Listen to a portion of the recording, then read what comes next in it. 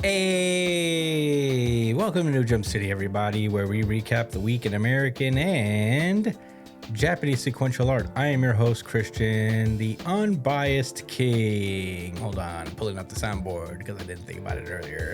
Here we go. Espinal, and joining me through Discord, it is the man, the myth, the legend, the tank top sage. It's Joshua Gangsta Time, Cole. It's called partner, but it should be called Gangsta Time. What's good, Chris? What up, everybody listening? Hey. Also joining us, it is our producer, Edgelord Big News, Brian. Yo, we're back, baby. How you guys doing?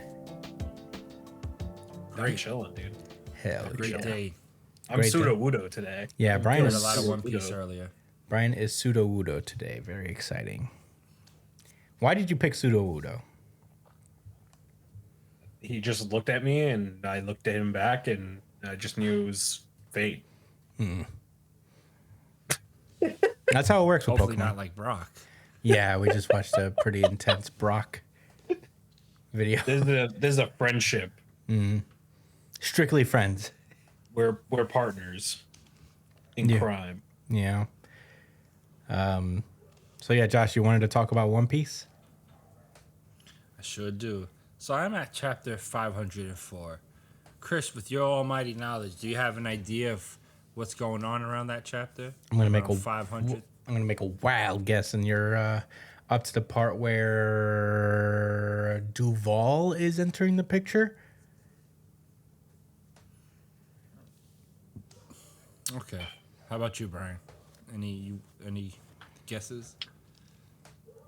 Sorry, what was the question again? What's happening in One Piece around chapter 500? 500.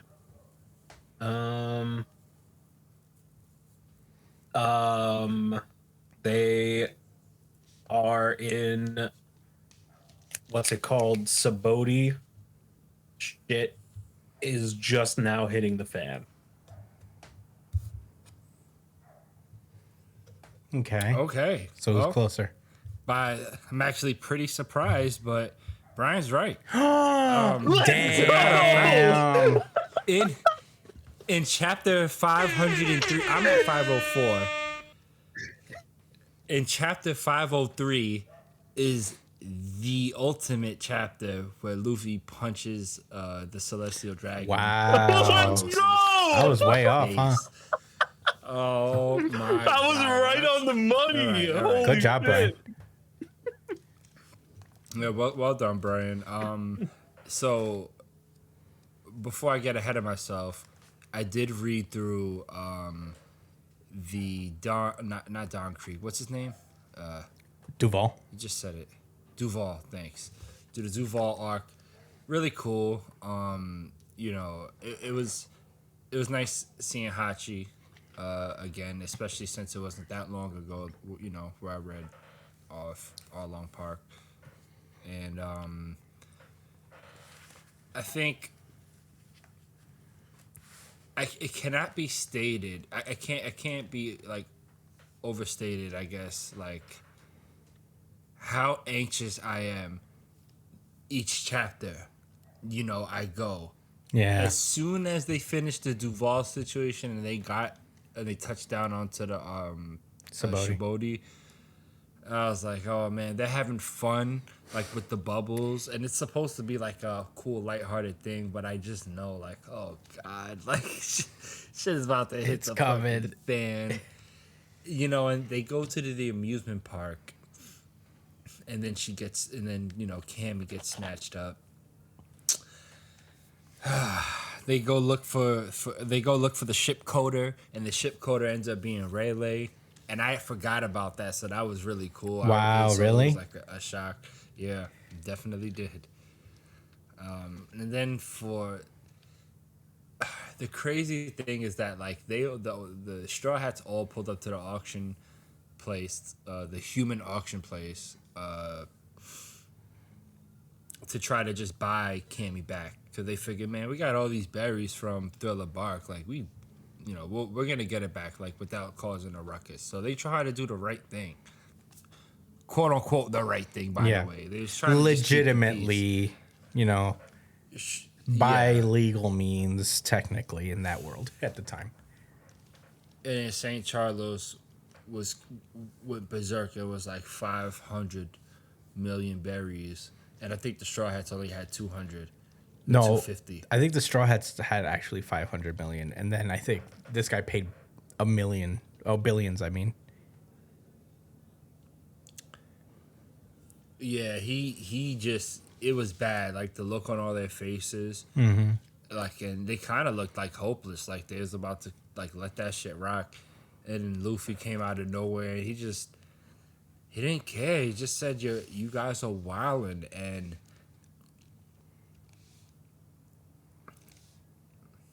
what can I say that hasn't already said about like the quality of like One Piece, as far as like the integrity of certain characters and the political undertones.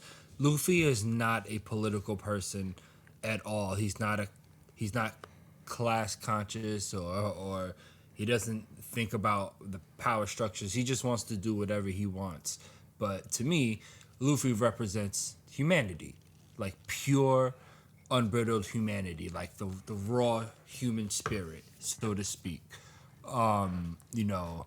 That's barely tarnished by like his environment. It's almost like Luffy came out the womb being this way, and I think that's what we led to believe. There's nobody he was raised by that made him a wild child. He was always kind of crazy, and even if it like Garp, like helped and his friends or whatever, Garp is still his blood. You know what I'm saying? So it's still in him. Yeah. Wow. So what I'm trying to say, right? You get it. What I'm trying to say is that Luffy does what he believes is right purely off of instinct. There's not too much critical thought into it, and his instincts are inherently, inherently just, because that's what I think Oda and also myself believe is that human nature is mostly a positive thing. Like as far as like how we would treat each other under like decent circumstances. So Luffy being put in all these other like all these different cultures with complex political history and environmental circumstances, etc. He just pulls up and is literally justice. He is the justice that the Navy have on their fucking back, man. Like he gives people an opportunity to speak up for themselves. He's like the ultimate neutralizer. So I don't think Luffy is unbiased. You know what I'm saying? I think he definitely sticks to his guns how he feels, and just what he so happens to feel is a positive, uplifting force for humanity for the most part. Have they ever robbed anybody that wasn't like also a pirate as well, or like they tried to steal from the Skypians because they wanted to do a piratey move, but they were going to give them the gold anyway. So it wouldn't have, like Luffy woke up in the middle of the night. He's like, "Hey, let's make off with all the gold and run." And then the Skypians were already just like, "Let's give them this gigantic piece of gold." Right, like that, like they didn't just save their entire fucking continent, or whatever. Yeah, they were literally gonna pay them for repay them for helping them, and he was just like, "Let's steal it," but they were gonna do it anyway. They didn't even care that he took the gold that he did take. They were just like, "Where is he going? We want to give him more gold, actually." Yeah. Yeah, he is this relentless bludgeon against oppressive power structures. Just because when he enters these places, he wants to walk as a free person, and that runs into conflict with what's going on in the various places. So it's not like he starts a problem per se. you know, and which again brings me back to Shibodi, where it's just like, you know, it kind of just helped me tie these things together about how I feel, you know, about Luffy as a character and his motivations or whatever. He wasn't trying to end human trafficking as a whole. He seen his friend and said, "Nah, this is fucked up," you know, and that action can inspire other people that give more of a shit. And Luffy wouldn't get in their way when they're trying to free themselves. You know, he's not going to disrupt them unless they're getting in the way of his food or something. Yeah. That's just one crutch, but he was perfect. Yeah. Yeah, Luffy's a very interesting character in that regard. He's just, I think it's just like, I think Luffy, we don't know much about actually his childhood before he got thrown into the woods. We don't know who raised him really, if he lived by himself, or anything, or like if the village. I'm sure the village actually took care of him, and I think that may have had an impact on him as a kid, where this village came together to raise him at first before Garp put him with the Don. So I think there's like a sense of community that's inherently within Luffy, that I think that he carries over into all the interactions he has. I think a lot of it comes from being a feral forest child who was like, who did not grow up with even the concept of money in mind. So he doesn't respect money really in the same way the others do, especially Nami. And that's like the source of a lot of their issues. But you know, he sees that like, Kami is bought. The other Straw Hats are like more, you know, they're more in tune with the laws of the world. So that's why they kind of despair at first. It's just like, hey, I mean, what can we do? There's these rules. There's this guy we're not supposed to touch. He theoretically paid it. It's fucking terrible, but like there's a lot of consequences that can happen from this. But Luffy doesn't respect that because he doesn't know, he doesn't really understand the value of money in a sense. He doesn't respect, or nor does he care to. He's just like, oh, you can't buy people, especially not my friend, for sure. You can't do that. But you know, I think like there's also this genuine like love your neighbor type of thing that Luffy does, that like he only really sticks out for the people he cares about and if they're willing to help themselves in a way as well.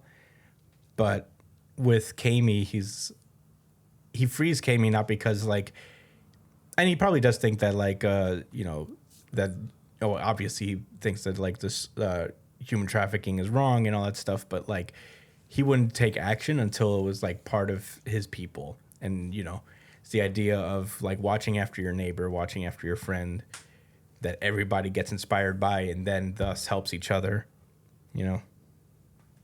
I think that's like the hope for Luffy, like you said, Josh.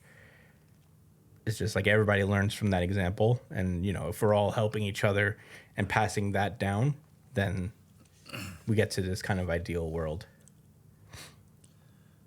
Yeah, I think that's a key difference, and we're gonna see more of that contrast, obviously, as Dragon gets fleshed out. But that's the key difference between the two of them, is that they're both, I guess, righteous, you know, in their own ways. But Luffy is not trying, you know, to like, you know, disrupt. He's not going out his way to disrupt how people are living their lives, right? However they're doing it, because he himself is a pirate, and I guess that's the whole point. He wanted to be a pirate to be free, and who is he, a free person, you know, to, you know, go out his way and again, to just disrupt, right? Like he's not a freedom fighter like Dragon, who does feel like, no, like that is my purpose. I want to end, you know, that these structures or whatever. Yeah. And I think it'll be really interesting if Luffy grows into that mindset, or if he kind of just becomes a more mature and complex version of what he already is. I think like what you said is super key about, especially the aspect of he's willing to help people who want to help themselves. If he's fond of somebody and they want to reach a goal, the same way he'll relate to that himself. You know how he wants to reach goals, and he'll help them no matter what. Yeah. Yeah, the best example of that is Kobe in the very beginning. Like, Right. he was going to let Kobe get hit with that fucking mace unless he said something. Like, if Kobe didn't stand up to Alvida, and it was in that moment where he's like, I know you don't actually have the means to fight, but you need to show that you yourself are willing to get out of this before I can help you out of this. That you have to have the desire to be free in order for me to free you. Because that's what being free really is, you know? You have to kind of like have that in you. Then I'll help you. Then I'll like literally move mountains to get you out of this situation. But all you need to show is the tiny bit of fight. Right. Same with Hachi. Yeah. Recently, he was an enemy before, and he went out his way to help him because Cammy was his friend. She vouched for him, and Hachi was making an effort. I don't think Luffy thought too hard about it, but I think on instinct he understood that Hachi was a different person. Yeah. And he was hungry. Yeah, Luffy's a very much like, we already fought. It's all good now. We're even. If you fuck up again, then we're going at it again. But like, you seem like that changed you, and we're like, you're at a different place right now. So all's well that ends well. Water under the bridge. Type of vibe. But you okay, so that's all what I have to say. Yeah, that's right where you left off, right? With the punch. The punch that shook the world.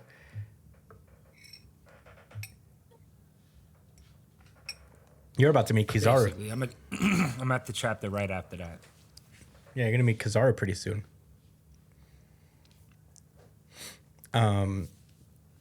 If that's done, Yep, that's literally the page I left on, actually.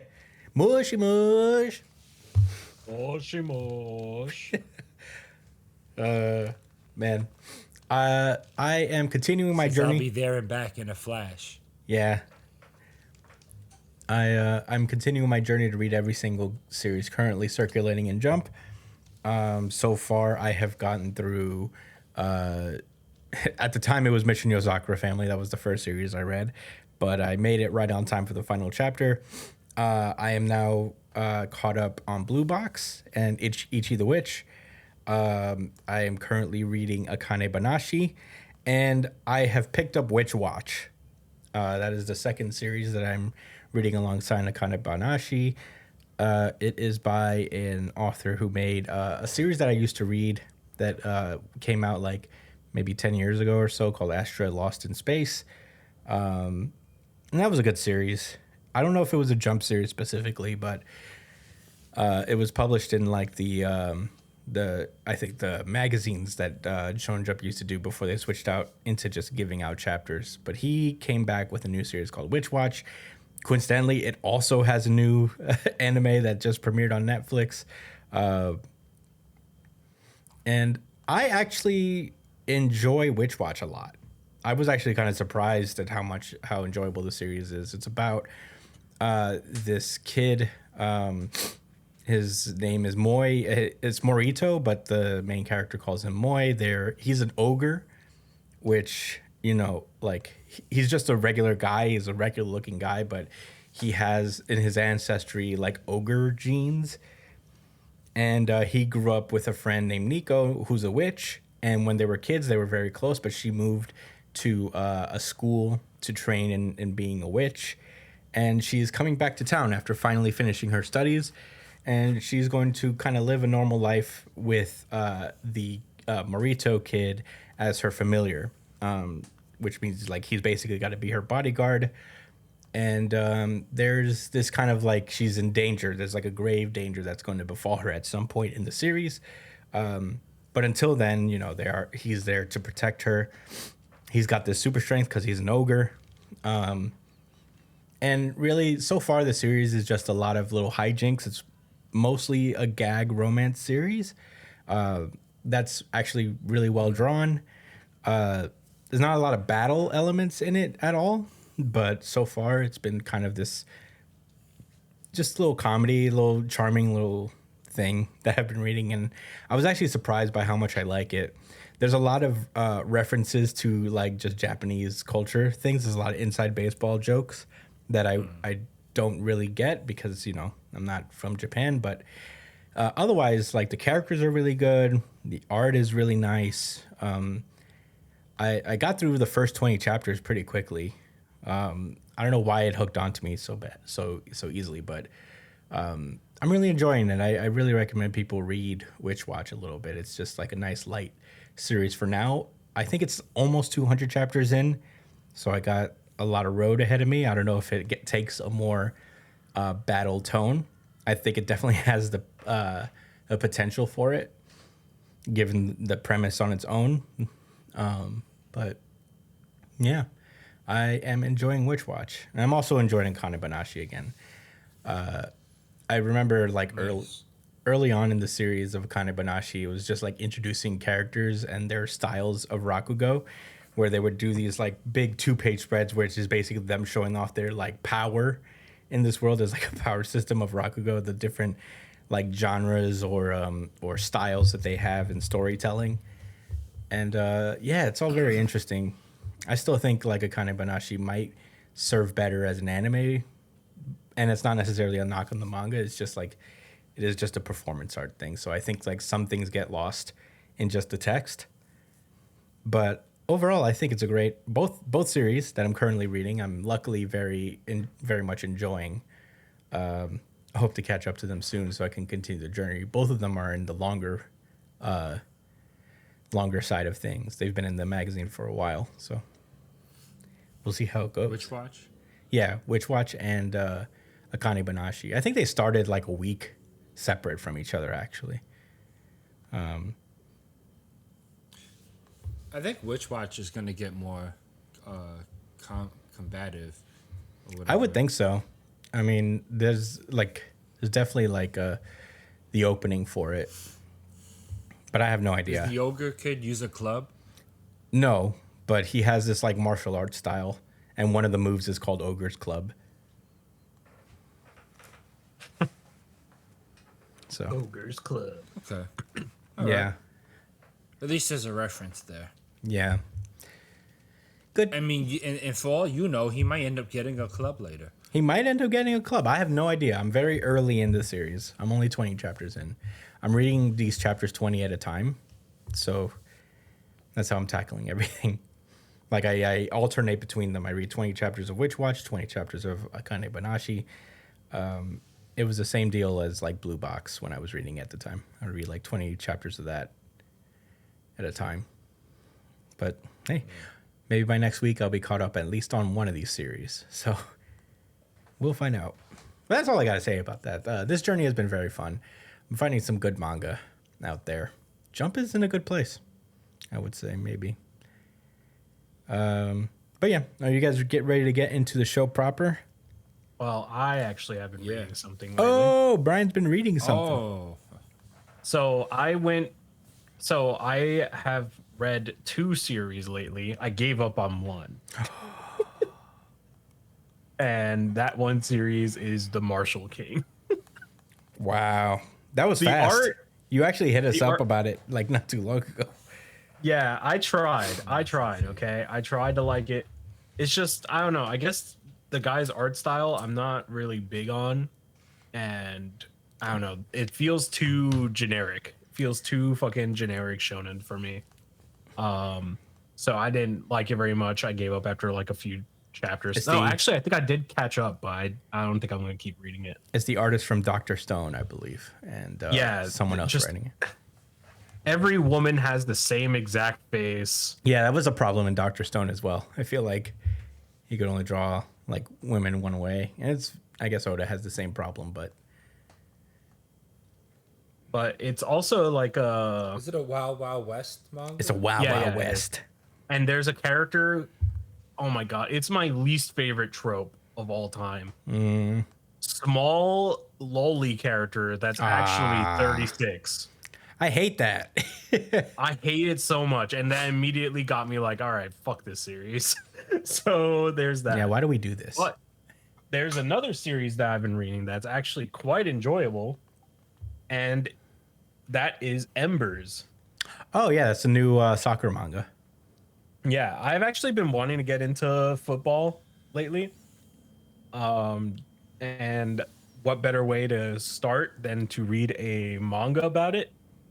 So I can tell you right off the bat, this has strong Haikyuu vibes. It's trying to capitalize on Haikyuu hype 100%. This series. Yeah, I remember reading the first few chapters of this series, and I thought it was good. I wanted to give it some time so I can like binge it a little bit, but I thought the art was very interesting and Yeah, and no, fun. the quality of art randomly Which manga? Embers. Embers. The quality of art randomly becomes like insane out of nowhere sometimes. I don't know what happens, but there are like you could be like, all right, the art is kind of all right, it's okay. And then all of a sudden there'll be like a 2-page spread that's fucking insanely well drawn. And I'm just like, what is going on? What is happening here? Yeah. But yeah, it's a pretty cool manga. I'd recommend it. It's very fun, very chill. You know, you jump in there, you read your chapter, and it's fun. It's just good fun.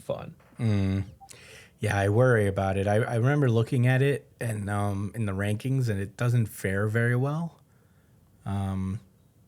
But cross fingers. Yeah, I hope it sticks around. It's a fun. I didn't know this, but apparently Kill Blue is written by the same guy who wrote Kuroko no Basket. Whoa. Same guy. This entire time. Kill Is Blue. Kill Blue a sports manga? No. Kill Blue is like an assassin manga. It's been going for some time. All right. Are you guys ready for Do the... you think the sports people in Blue Lock would definitely beat the sports people in Blue Box? Yes. Blue Box are just children that are just kind of pursuing sports lately. They're not as competitive or intense about it. They're very intense, but not as Blue Box, where they're like literally trying to murder each other, I think, basically. So Blue Box is like school soccer, like their varsity soccer team would get smoked. Absolutely, yeah. The kids of Blue Box are very normal children. They don't have any particular powers. It's very grounded to the earth, this series. And meanwhile, Blue Box is just a shack of Michael Jordans trying to out Michael Jordan each other. Would that be an apt description, Brian? You know more about Blue Box than I do. Blue Lock than I do. I don't actually. I haven't Really? watched. Yeah, I know nothing about Blue Box. I've I only mean, Blue Lock. Yeah, I guess I watched the entire first season of Blue Lock. But everyone's an egoist. Is Yeah. all I know. Yeah. One more thing before we wrap. I have started rereading Gaunt's for the first time in a decade. Whoa! So we'll see how that goes. All I know for sure is that the beginning does not age well. But aside from that, it was once upon a time one of my favorite mangas. So we'll see how it goes. Yeah. All right. Hell yeah. All right. Well, then I suppose we should get started on the actual show, yeah? Yes, sir. Let's get started.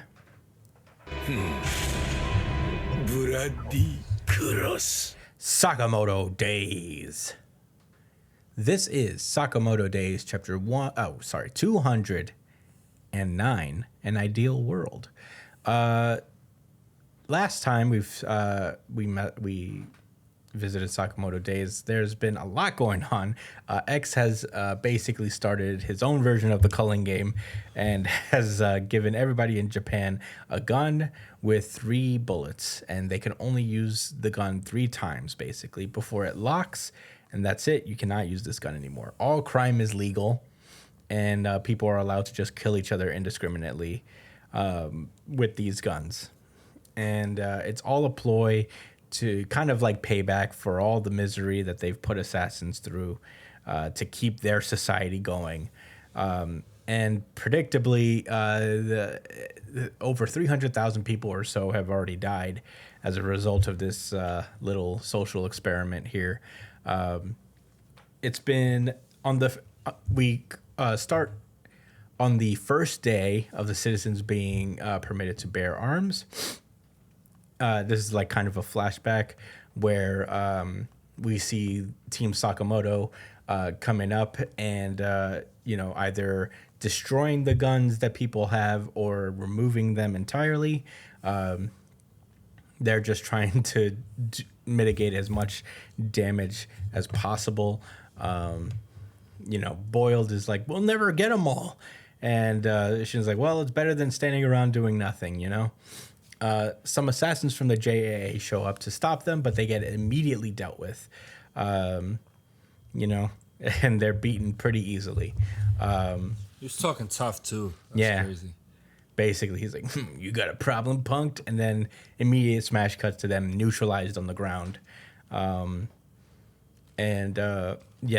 big talky fodder guy is like, you punks are just wasting your energy. This society is better for assassins, and nobody's going to side with you.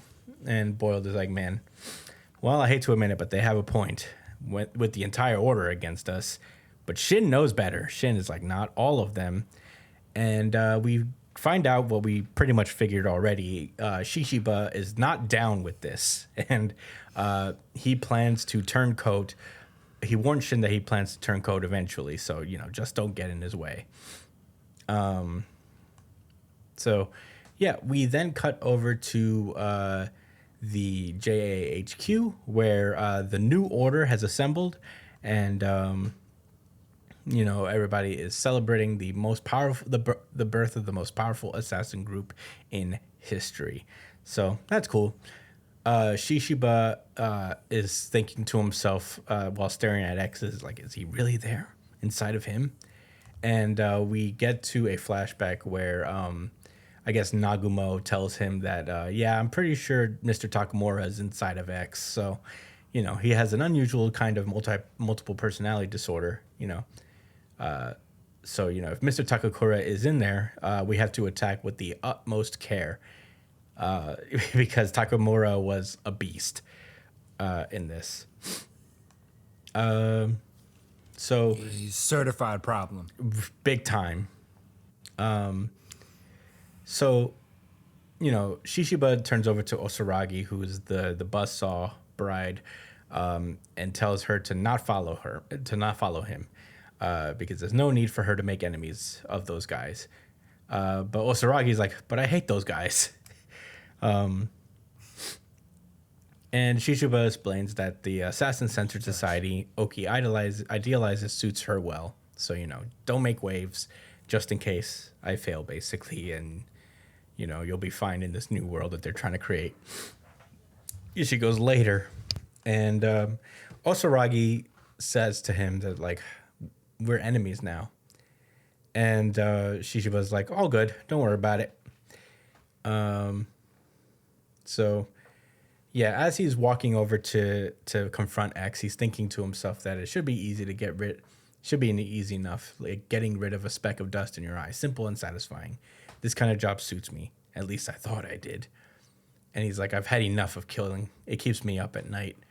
And he's flashing back to, having to fight the big brawler dude. He's like, man, I'm tired of this life, man. So he pulls up to X, and X is like, what can I do for you? Now, is there something I could do for you? And Shishiba's like, nah, I don't think so. And he immediately attacks him with the hammer. X manages to block it, and, they start fighting, It's pretty sick. Shishiba is trying to take down X before Takamura comes out. So he's just like beating him up, but X keeps blocking it with the sword. Unfortunately for him, Oki shows up with the sword, with the spear, and so does Torres, flanking him from the other side.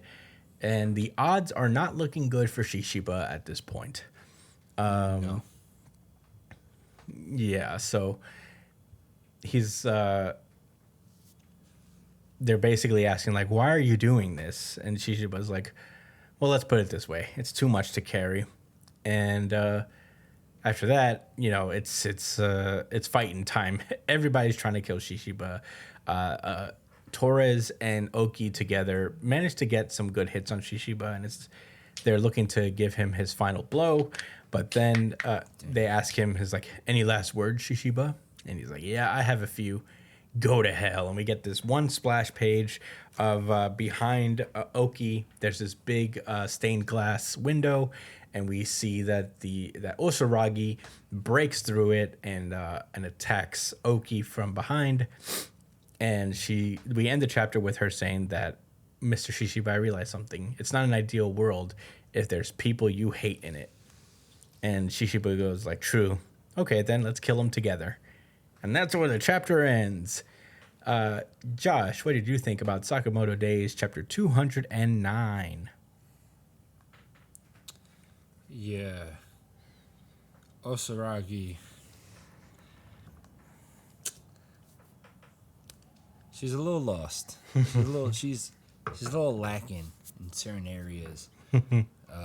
As far as decision making and philosophy goes. But man, she could really fight.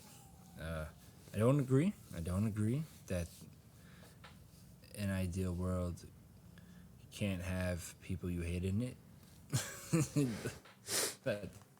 That's some psycho shit. Yeah. But at least she's fighting for the good guys. Yeah. You know, if you can't do nothing with them, you better hope they fighting with you.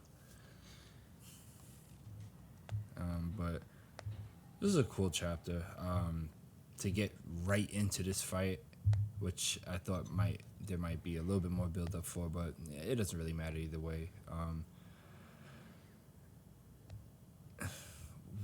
They gave X too much time, I think. Like once he wasn't, as soon as Shishiba got disrupted by the Sandblast guy, and I think Oki is his name. Mm-hmm. It's over now. He's gonna slice.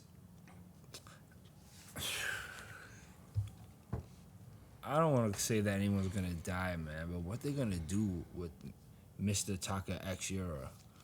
We can't do nothing about that. Yeah. So I'm concerned. Shit is popping off. Maybe somebody else will come to help them fight. Maybe somebody else will turncoat. I hope the music guy doesn't come and use Shishiba as a fucking bass guitar. Yeah. That's not what I want to see. That's the last thing we all want to see. I don't want to see Shishiba or Osarika die. If they gotta lose a limb or something like that, fine. You know, but they can't die here. I'll be upset. Yeah. What were your thoughts, Brian? I think somebody said last week that Shishiba wasn't a traitor. Who was it? Was it you, Josh? I think it was Josh. That We all call. said it. No, I think we all right? we all figured that it was going to be Shishiba. I don't remember who said it, but I remember we all pretty much was like, oh yeah, like Yeah, no, I don't think anybody was fooled. I think we all were like, there was a moment in the last chapter where Shishiba was like, when they were explaining their he plan. looked at. He looked at at Shin, and Shin was like, for a oh, moment. okay. I forgot that Shin. I always forget that Shin could read minds, like when he's not doing it for a while. Yeah. I feel like this plan sucked from Shishiba.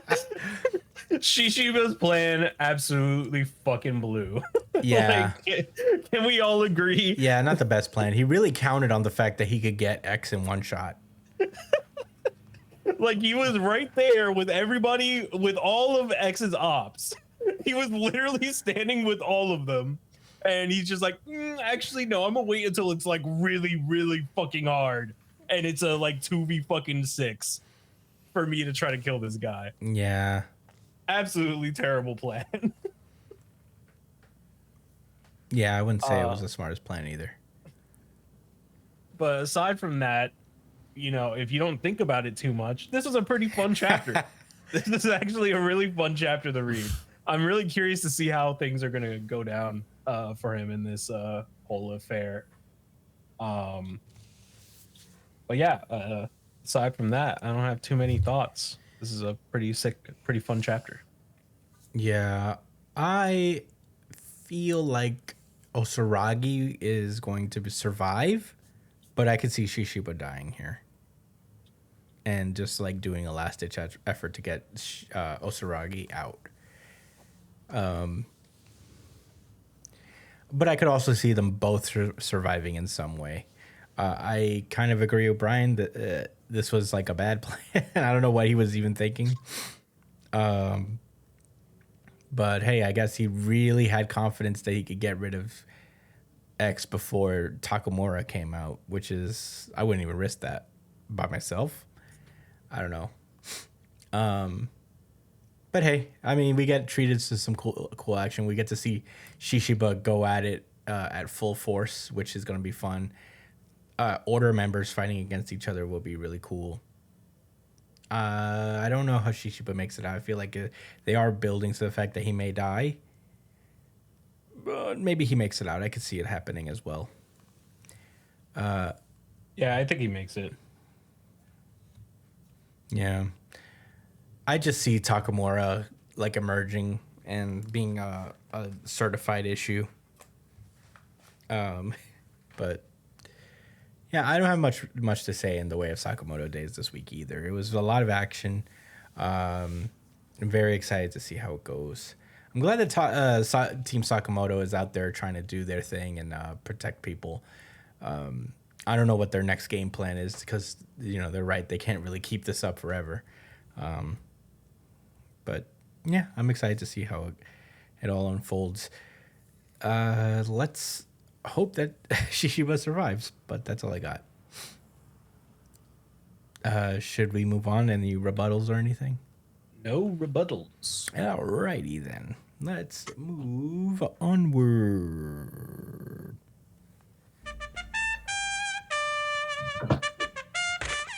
Kagurabachi. With that, I'm going to pass this one over to Josh. Thanks, Chris. I need to... Oh, there we go. Ichi the Witch. Kagurabachi, Chapter 75. Illusion. Oh. Very apt name. I never pay attention to the title name when I read it for the first time. Yeah. Anyway, last week we got a Lord 2-page spread from the author that was enough to earn the RGC by itself. Yeah, literally. Yeah, but it also ended on a pretty crazy note because Chihiro and Hirohiko both took out their enchanted swords for two completely different reasons. Chihiro to actually bring Samura to the fight and let him see his daughter so that they can have some closure. And Hirohiko just because he was thirsty and needed the fight to keep going. More on that a little bit later. So, yeah, we cut to this week. The first page, I wish it was a color page. This would have been so awesome. Right. But it's of each of the enchanted swords. We got Samura with Tobamune, Chihiro with Enten, and Hirohiko with Kumeyuri. That they stole from my boy Uraha. Yeah. Our gracious boy. Yes. Yeah. Rip to the boy. Or is he dead? I don't know. I hope he comes back as a zombie. No, he's gonna be Nobarud. He's back. He'll come back. He's gonna be Nobarud. That'd be a more solid reasoning than that. But whatever. Anyway, we learned something about Samura's ability as he stands there. I guess aura farming, honestly. Black crow feathers. He's selling the last of his aura harvest. He's like, all right, this is the last scraps of aura. Yeah, before he turns into the Reaper. So we cut to Hirohiko and his other Hishaku mate. I forgot her name. Yeah, I forgot her name too. She's like yeah, we should get out of here. This is bad. Hirohiko's like, yeah, ellipses. He's like, but that's why. If we're going to capture his daughter, it's now or never. He looks up towards Samura, and he's like, he wasn't anticipating having his daughter here. Must be unsettling for him, to say the least. So he resolves to, use the blaze power. He yells, "Banquet!" as we see his homie's head get sliced off right behind him. Popped off clean. And mind you, in the panels, and I'll talk about that later. So, and right after that, before Hirohiko could actually see where her head landed, Samura pulls up and cuts his head and arm off for good measure. Yeah. Gets him two slices for flinching. So this is when we get like a breakdown of how Tobimune's crow power works. They say when he draws Tobimune, he uses these dancing feathers to sense his surroundings.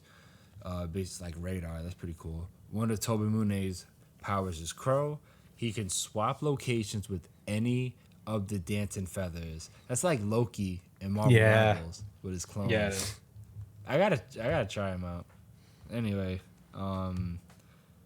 so right after that little explanation, with literally a bunch of crow feathers surrounding Chihiro and his daughter and Samura's daughter, Iori, he pulls out his sword and he's like, "Kuro, shred." And Samura's like, "What on earth is going on?" He looks towards Minnie Mouse and he's like, "Was this y'all? Y'all broke this seal?" And he's like, "No, we didn't." You know that like Bugs Bunny meme? Not us. Wait. No. He wanted to be absolutely certain. He was like, "That was not us." Absolutely, we did not. Okay, she did it all along.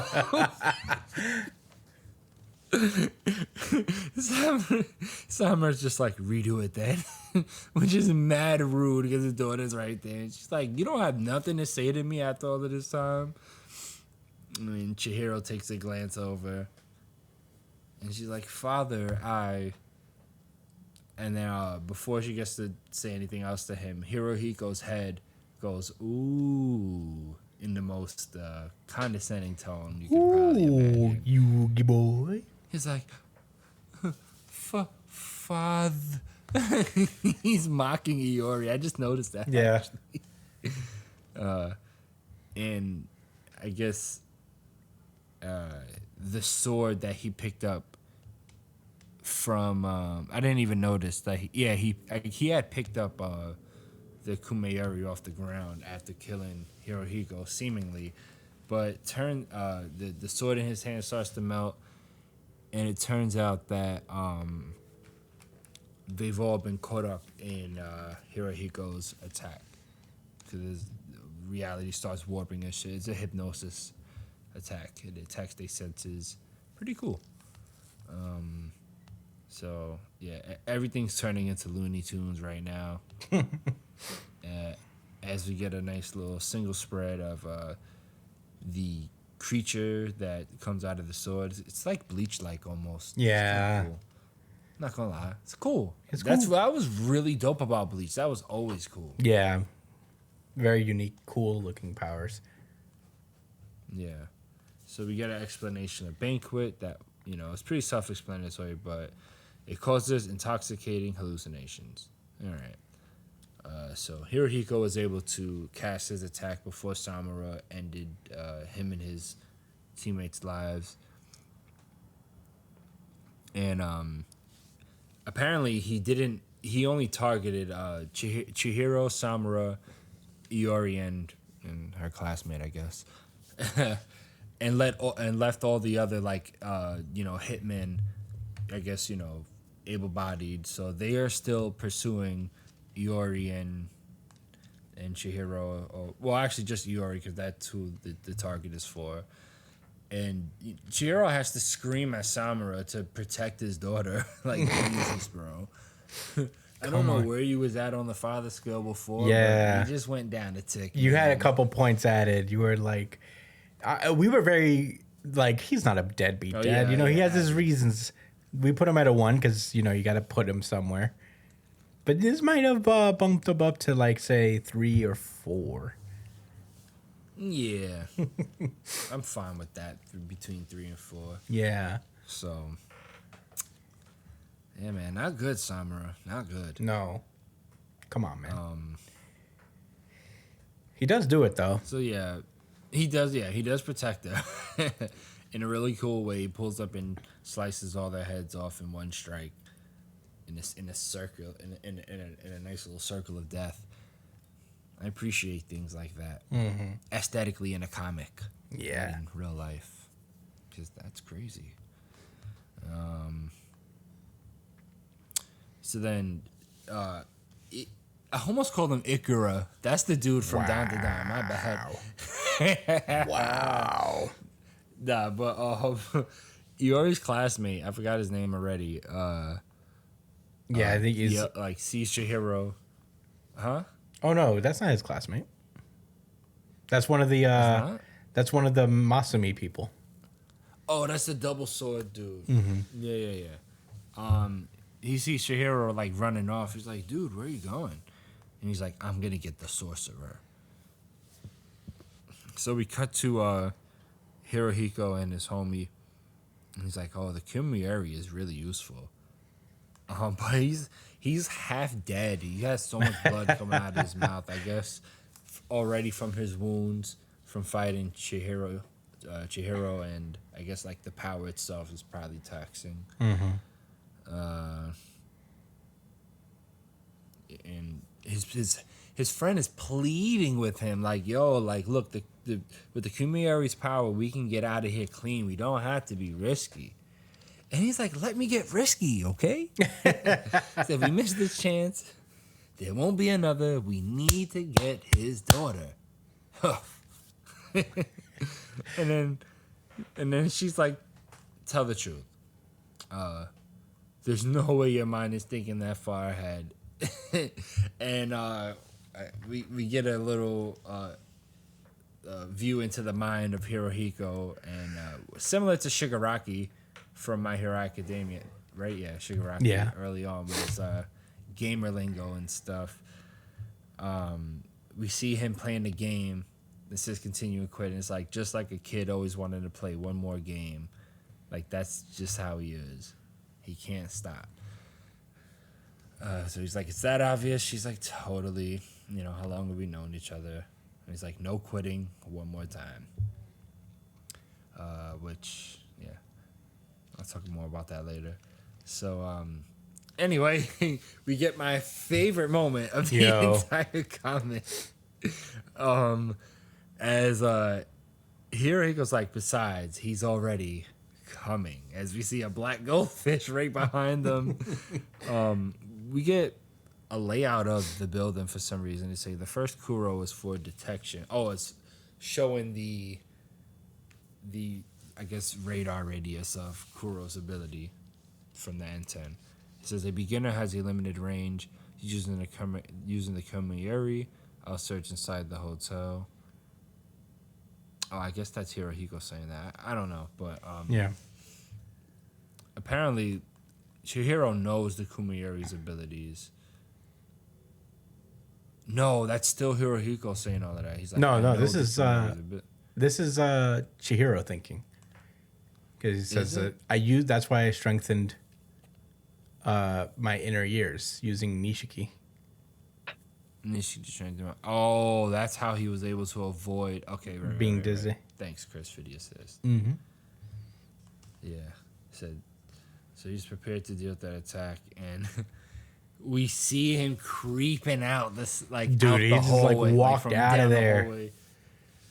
Which brings me back to that. I don't know if you've been seeing like Marvel Rivals memes, Chris, but like there's one of like Magic, like kind of peeking from the hallway because she's like waiting to catch like the support characters lacking.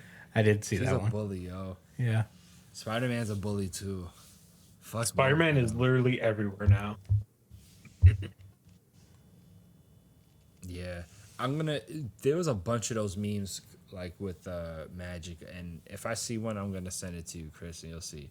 But man, Chihiro looks fucking menacing. Yeah. He's here to murder people. He's not there to make friends with them, to have a discussion about their life choices. Not at all. So Hirohiko's like, oh, this time I'm gonna win, as they clash swords. And Hirohiko's like, oh, you better actually try to kill me this time. And Chihiro's like, last time, I didn't know the Kumieri's whereabouts. So now that I found it, I have no issues killing you. That's so smart. Because obviously he's connected to it. And he knew he was connected to it because he drew it last time. Mm-hmm. That's why Hirohiko's stupid. He's such a thirst bucket.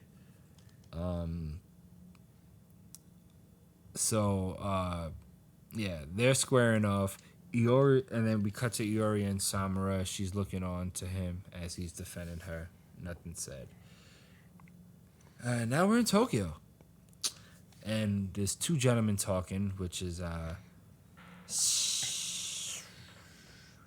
Yura. I keep forgetting these guys' names. Yura, thank you. The head boss sorcerer of the Hishaku, and his homie, the big root plant guy that attacked the temple that Samura was at. Mm-hmm. You know, the scene of the devastating betrayal, as well as me and Brian's epic L. What happened? Yeah. What epic L? I don't. The wrong Burgundy at that temple. Oh, right, yeah.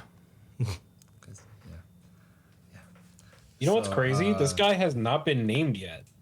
Yeah, I was just wondering. It's like, who even is this fucking guy? I went to look it up. He hasn't. He doesn't have a name yet. Remembering. Thank you, Brian. His name in the Got my back. Wikipedia, his name in the Kagurabachi wiki is Hishaku Sorcerer. Ishaku was sorcerer number 1. Pretty wild.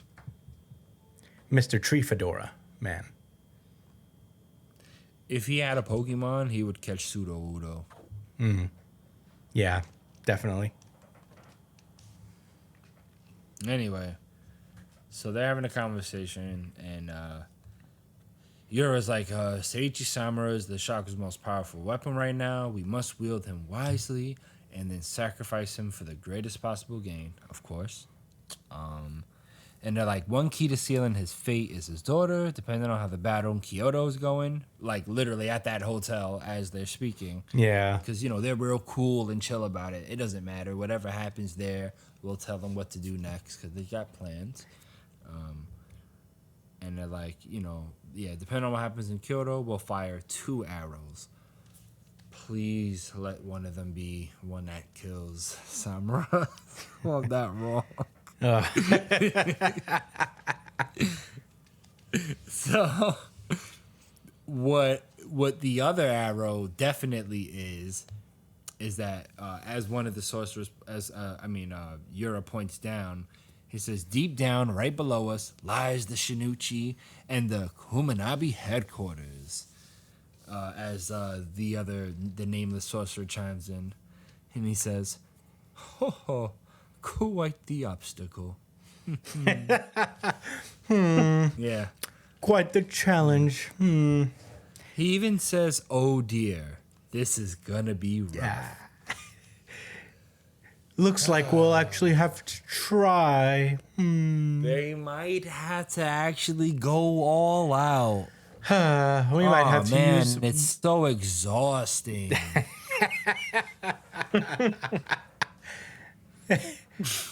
Oh, man.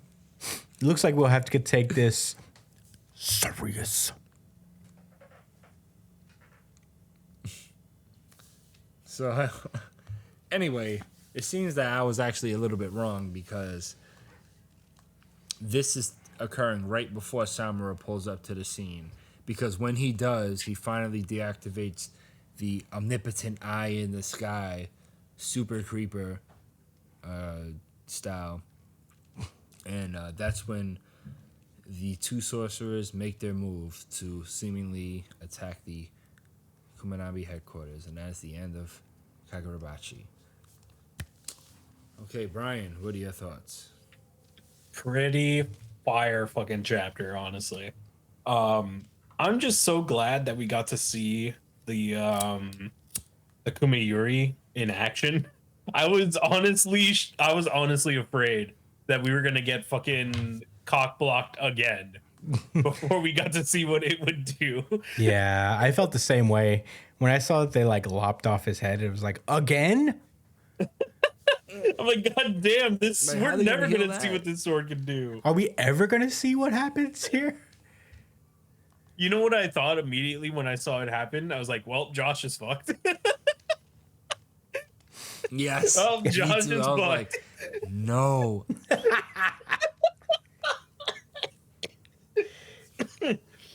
But then I saw Hirohiko live and was like, Yeah, after that, I was just Dude, like, I'm damn. not feeling great about it, though. I'll tell you that. you might be right still. I mean, you know, it's not looking good. But I'm not saying I'm doubtful. I'm just said I'm not feeling great. So this chapter is very interesting because this is the first time we've seen in a long time an actual fight between two enchanted blades. Like the last time we saw this was with Cloud Gouger, like near the beginning of the series. And Chihiro has gotten so much better since then. So the destructive force of this battle is going to be even fucking crazier compared to the Cloud Gouger fight. And Cloud Gouger was no fucking joke. Like that, like just seeing the capabilities of that sword so early on and now having this like clash happen again. Man, I'm really fucking excited. Though I will say I'm really curious what they're going to do with Hirohiko because you know, this series doesn't hold on to people. Like this series is more than happy to take care of like, you know, prominent villains. Like what was the name of the guy with Cloud Gouger? Was it Soju? Soju? Something like that. I think so. I think Sojo? so like that guy, he had the energy about him to be around for a while, and they just got his ass. So Hirohiko feels the same way as that character. But man, Kagurabachi has a way of making you feel like, man, nobody's safe in this series. Anybody can go. And my theory is that N10 is going to break at some point in the series. And Hirohiko is going to have to forge his own sword.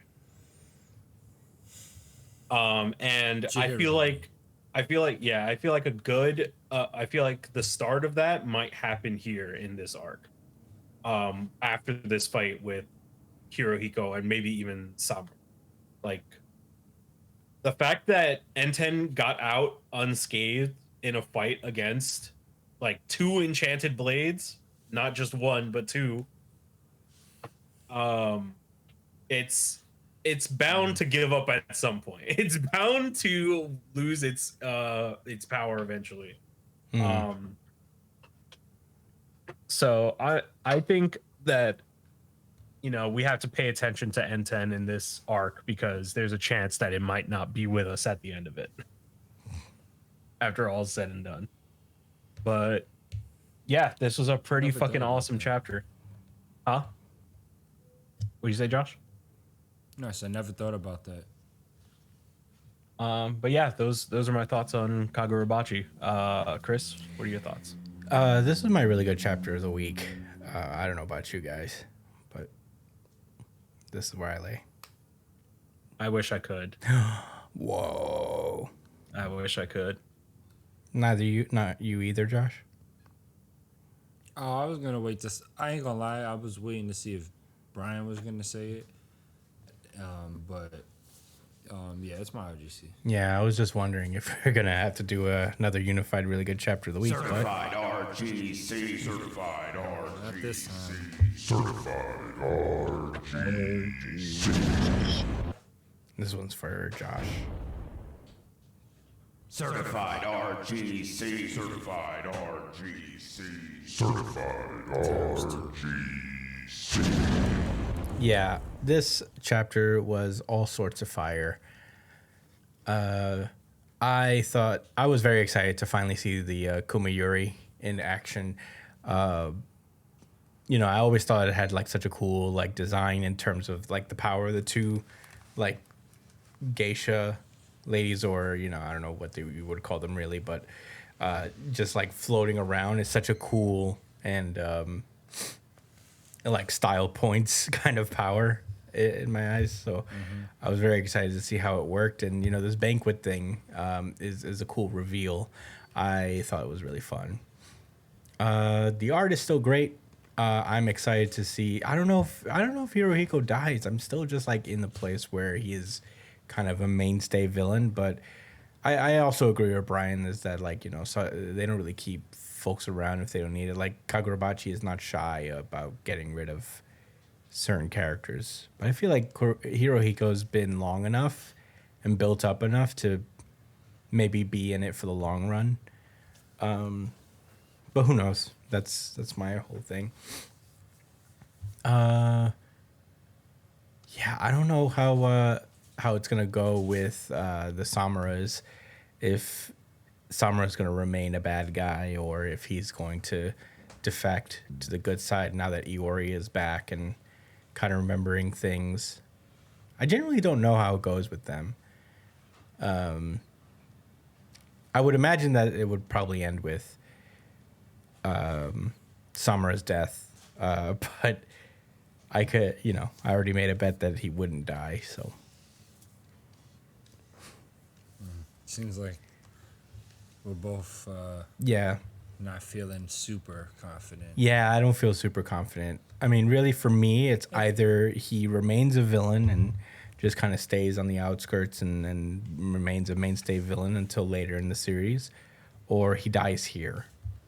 And I don't really see an in between. I don't see him becoming a good guy, because I think whatever role he is meant to play is actually going to be taken up by Iori, and she's probably going to get Toby Mune eventually. But yeah, overall, I was very excited about this chapter. I don't know how it's going to go with Yura invading the what's this thing's called, the Kamunabi headquarters. I imagine if they do, it'll be successful. They'll grab the Shinichi and run. Well, the thing is, they have like the dude who literally committed genocide in there too. So oh, you think they're gonna break him out? But this guy Yura wants to. Oh, they have to kill that guy though. So yeah, they have to kill him. Yeah. So Yeah. and the Shinichi is in there too for some reason. Like, well, of all I the feel places, like they're not very close together. So I can see them going just to get the Shinichi and then coming back to kill the guy later. I don't know if this is like a one-trip thing where they both get the Shinichi and then go kill the swordsman at the same time. I feel like they would have to do both because this is their like strongest base. Yeah, I They mean, can't just infiltrate it twice. They Yeah. have to kill two birds with one stone. yeah, I guess they got to feel really confident going down there, looking to take on the entirety of the Kamunabe in order to get to the guy. Yeah, they're gonna take on the entirety of the Kamunabi, the literal weapon of mass destruction, and the dude who shot that weapon. Essentially, it's very ambitious plan. Yeah. I don't know, but I'm excited. I just can't wait to see what happens next. Josh, what did you think about the series, about this chapter?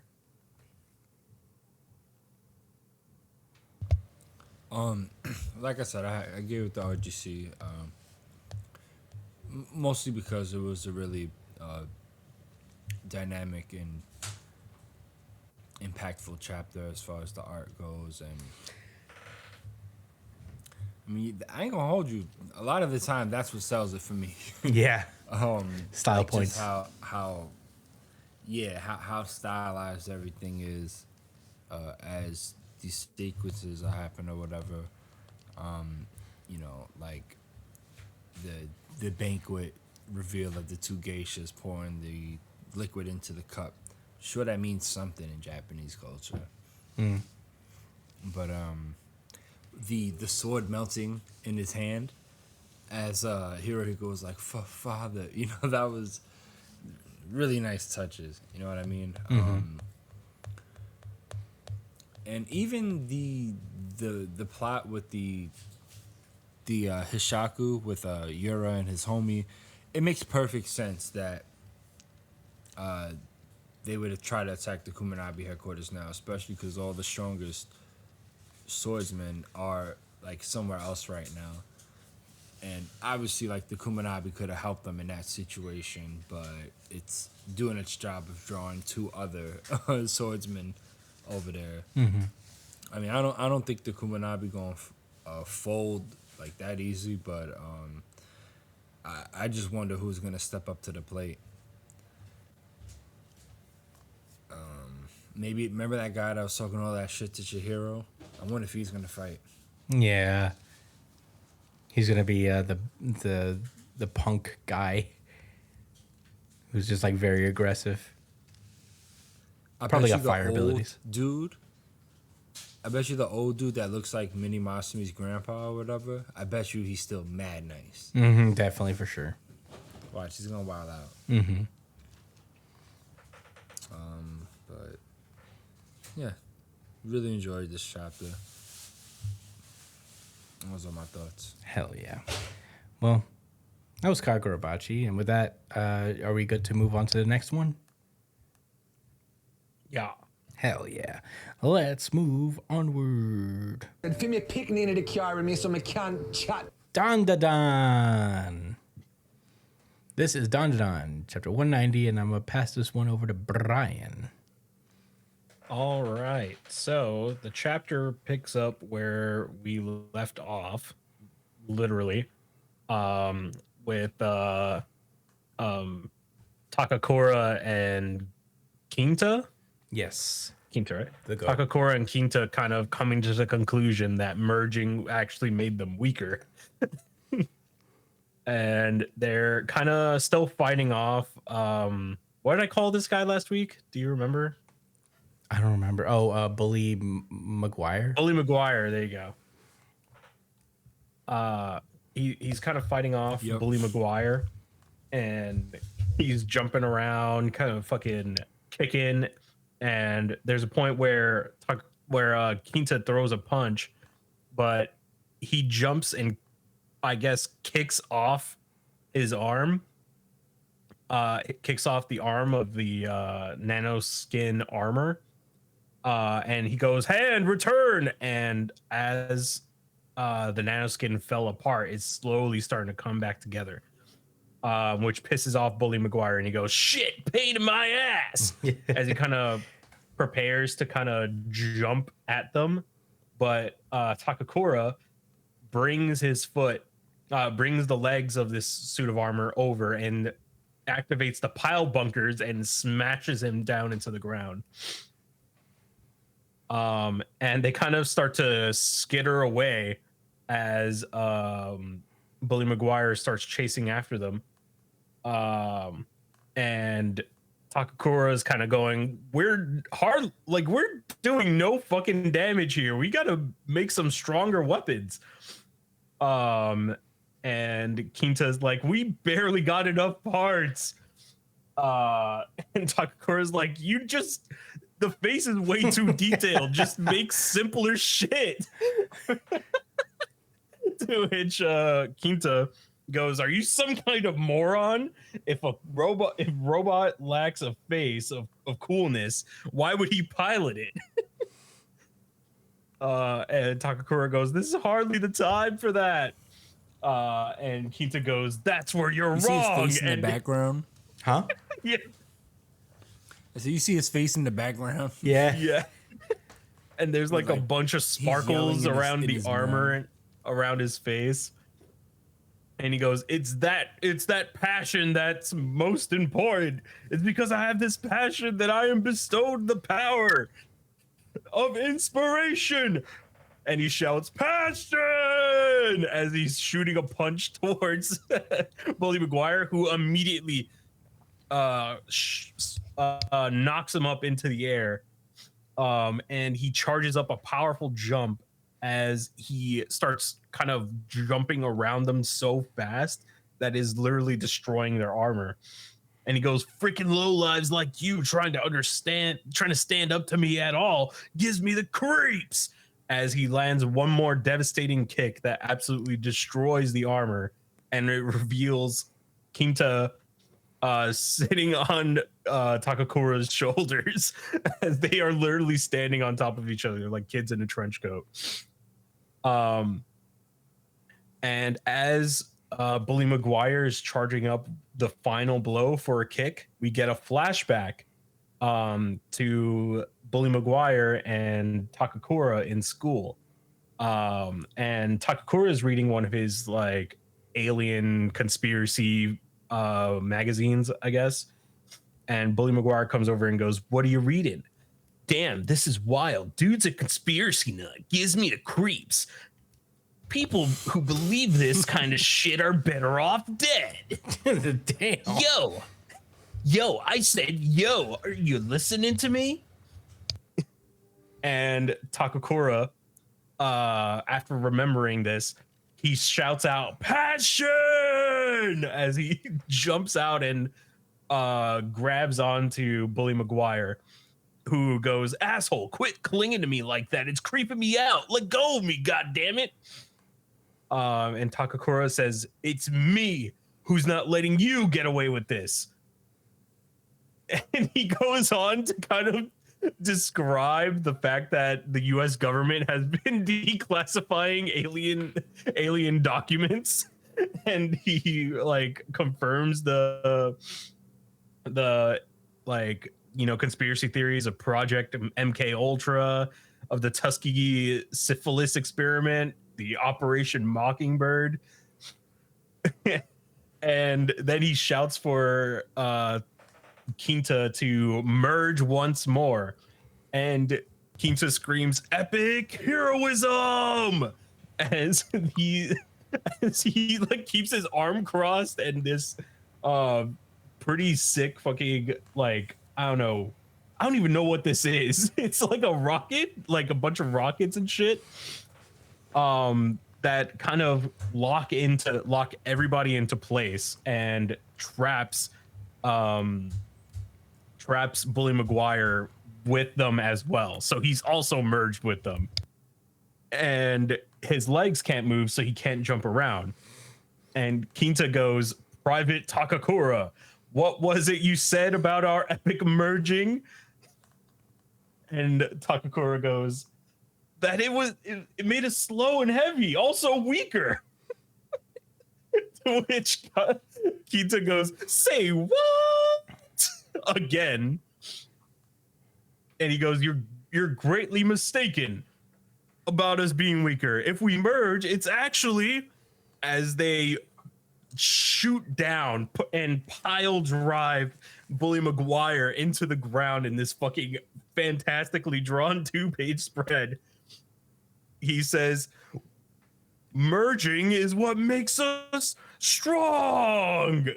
And there's a giant fucking explosion. And as the smoke settles, we see Bully Maguire laid out on the ground, and Kung Fu Alien is kind of looking over and realizes that they have been defeated, so she retreats. And the chapter ends with Kinta going, "Permission granted, Private Takakura." And Takakura goes, "For what?" "For you to call me Colonel." And that, as they're kind of holding, like have arms over each other, walking out of the smoke, all beat up, with a victory under their belt. And that has been Dandadan. Chris, what are your thoughts? Obviously, the goat Quinta came through as I thought. Takakura finally put his whole being behind this merging, and it worked out. I thought this chapter was really fun. I really liked the mechanism that they used to, like, basically pile drive this guy. I thought it was a fun way to do it. The 2-page spread where they beat this guy was really cool. Yeah, I thought it was just a fun, silly chapter, and I think like Takakura actually kind of learned something from Quinta about, you know, passion and, you know, just being confident in the things you like. It's the same bully that like tried to make him feel bad about the things he was passionate about. That Quinta never faltered in what makes him passionate, even though people say that it's kind of dumb a lot of the time, you know. So, you know, just a nice little bonding moment between the two. But I guess Team Okaroon has like cleared both of their hurdles. And we might be, after maybe next chapter we'll spend with them. But after that, we'll probably be moving on to Momo's group and seeing what she's up to. And that should be really interesting. I'm very excited to see how that goes. But this was a fun half of the arc so far. And I'm excited to see what's next. Josh, what did you think? I'm stunned. I am stunned. So this is my second favorite chapter of the week. Oh yeah, this is my RGC, by the way. Oh, There's no drop for that one, right? And we're not No. gonna make a drop because it is what it is. But I really enjoyed it. I mean, he got his lick back on, you know, his primary bully, because Okaroon probably got a lot of shit from many other people aside from him. But I mean, he went out of his way. Yeah. You know, he wouldn't even, like, he tried to ignore him. He kept like pestering him like that. You know, that's relentless. So you know, and then for him to be, and it's like all he was really mad about was that Okaroon started having friends, and like I guess certain people that used to fuck with him, maybe a small handful of people, like, you know, like rock with Okaroon and don't like how we treated him. And he's out of his mind. That vampire guy didn't manipulate him that much, I'll tell you that. Mm-hmm. Didn't have to give that much of an explanation. No, that was fairly easy. Yeah. So yeah, I talked a lot of shit. Said a lot of things like, oh, the main character is gonna die for sure. Oh, there's no way these two have a chance. But I'm gonna cop a plea. All right, I'm gonna cop a plea and say that I didn't realize that alien they were fighting was different from the ones they fought in the previous arc. And I remember that because I was listening to last week's episode, and Brian clarified that the one that was in a suit like that was like that octopus monster shit. No, that's the same So it wasn't person. her. They're just in a different suit now. What? It's the same person. They're just in a different suit. Is it really? Yeah, right? But No, I think it's no, a the different person they fought before. No, they said in the last I chapter. think they're just using that suit. No, they said in the last chapter that she was like getting close to the king guy in order to kill him, but they ruined it when they fought them. No, I think it might have been a different person because, like, under the mask, it was a different base. Let me see. Christian is in fact checking mode. But you continue onward, Josh. Yeah. Did I mention that that this guy got his ass whooped? No, it's the same person. It is? It's the same person? Mm-hmm. So she had an octopus suit? No, it was that suit that looked like a xenomorph way back in the day. In that first big invasion, she was one of the people who jumped Okarun. Ah. Okay. All right. That's fine. Whatever. She had a jet booster exosuit So- before, and now she's got the Aviate exosuit. I had every reason to believe they was gonna lose, but they ended up fighting each other. The bully kid and the alien. So I didn't foresee that happening. But man, like, if this kid was upset before, he's really gonna be mad because you lost to 2 fucking nerds in a corny ass robot suit, and you just like, he's not. If he had lost to them as a normal person, I probably still would have looked at him like, damn, bro, like, what you doing? But you got upgraded by this weirdo vampire dude. Yo, Dandadan's a weird series. I've mentioned like 5 different type of creatures so far. Alien, vampire, nerd, bully. It's a lot of archetypes here. Anyway, yeah. Fun chapter, man.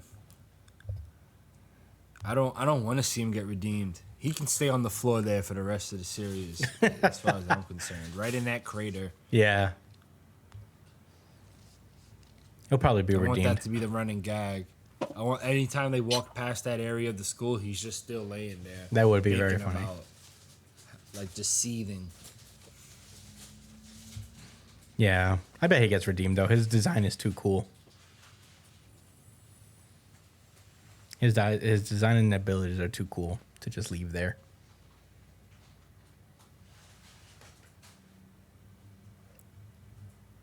But Well, I'm gonna let Yukinobu Tatsu know that's a bad idea. Big old bad idea. yeah. Were those all your thoughts, Josh? Yeah. All right. Brian, what do you think? RGC for me. Oh, yeah, right. This is Brian's RGC. Certified RGC. Certified RGC. Certified RGC. Man, this was just a fun ass fucking chapter. What can I say? This series just always puts a smile on my face, no matter what's going on.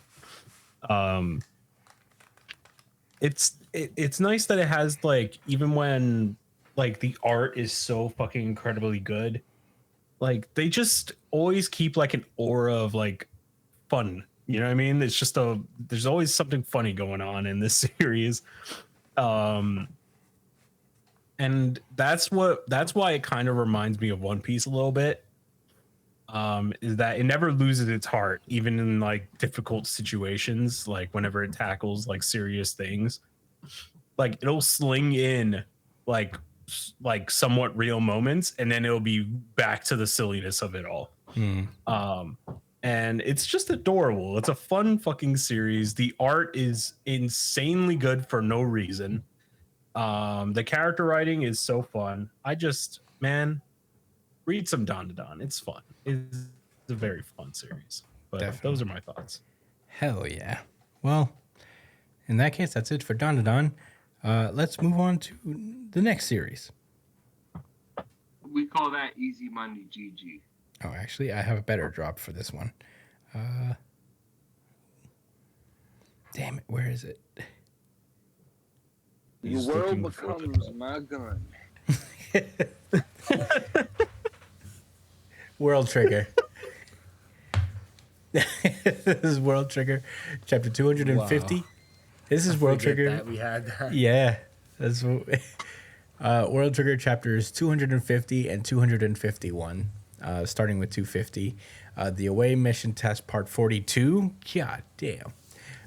Last we left off with World Trigger, we are approaching the end of this side, or this part of the away mission test, where agents had to scramble in different teams and simulate living on an actual ship that will be traveling the neighborhood in the away test. So There have been various tests throughout the arc.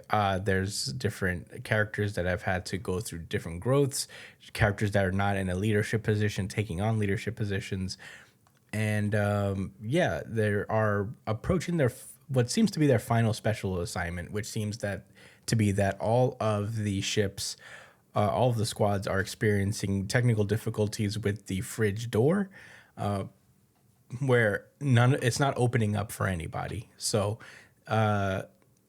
it started with pantry. Yeah, we noticed it with the Codera squad at first, and then we start to see that it's happening with literally every ship. We open with Codera squad realizing that the door is closed, and they get a call from Suwa squad, who is asking basically the same thing. He's like, I'm just wondering if you ran into any trouble. And Codera's like, I guess it happened to you guys too. And he's like, all right, that's all I got to know. Message received. So, we cut back to Suwa squad, and they're kind of breaking down exactly what's going on. They're just like, well, so they want us to tough it out without food on the final day. But they're like, no, wait, without proper meals and rest, our Triumph reserves won't be replenished. So, we may not be able to use the laptops and all that stuff. So, we gotta figure out what to do about the goddamn door. And fuck that. Starve. Starve. No, but they figure that, this special exam is that they got to figure out a way to fix the door. And they're like, what if we can't fix it? Are we fasting? I guess the operator goes like, the selection test enters its diet arc.